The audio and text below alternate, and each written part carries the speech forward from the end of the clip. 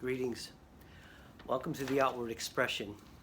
I'm Roman, your host, and we're going to be looking into aspects of style, how we present ourselves in public, gaining a greater appreciation for our self-worth, and using our outward expression as a means of connecting with others. In this episode, you're going to learn a bit about these things. You're going to learn how to develop your own style. You're going to learn in future episodes how to choose fabrics, how to look for quality in the fabrics, how to recognize quality from a distance. And you're going to use these skills to help you to interact on a more personal level with yourself and with others. I've spent the past 30 plus years in healthcare.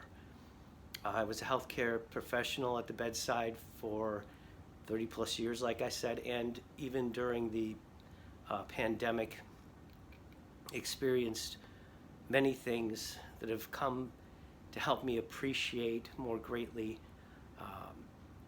opportunities, ways of connecting with people, and professional development. I'd like to share with you my thoughts about the name of the program is The Outward Expression, and the idea there is that our outward expression is a reflection of our inner being, the person we are inside. And I'd like to share a quote with you, if I can find it. All that a man does outwardly is but the expression and completion of his inward thought. To work effectively, he must think clearly, act nobly, and must think nobly. Intellectual force is a principal element of the soul's life and should be proposed by every man as the principal end of his being. That is a quote from William Ellery Channing. He's a 19th century philosopher. Some would call him a preacher. I think that would be fair.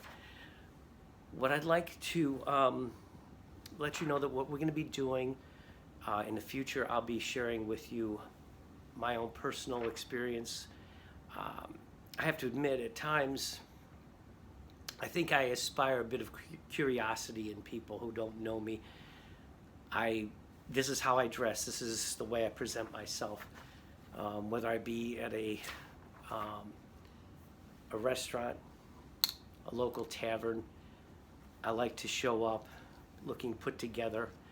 This may be a bit formal for most people, but for me personally, I enjoy it. I feel very comfortable in these clothes. And as a matter of fact, I can even take a nap in these clothes. So I hope that you'll come to join me in an experience, in a process of learning about men's fashion.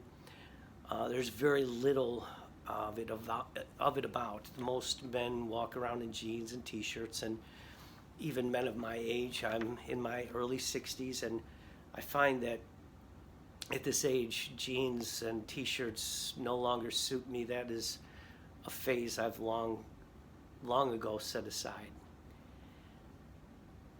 In our upcoming episodes, I'm going to be discussing fabric. As I said earlier, I'm going to lay out some of my go-to outfits, some of my more prized possessions, and I'm going to focus on a few things, a few key points that really,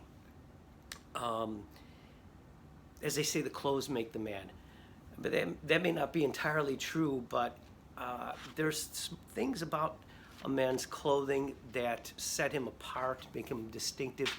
For me personally, if you look closely at this necktie, this is one of my favorites. It has a real nice hand. Hand is how the fabric feels, how it performs. And in this particular case, this particular necktie gets a perfect dimple, a very smart dimple right in the center of the knot every time. This is a double Windsor knot. I'll show you how to tie that. And we're gonna have a lot of fun. I think you'll enjoy this, this channel. I hope to impart something of value to you, in particular the men of this audience, and even the women who desire for their man to perhaps present himself a little more dignified when in public. I think that's important.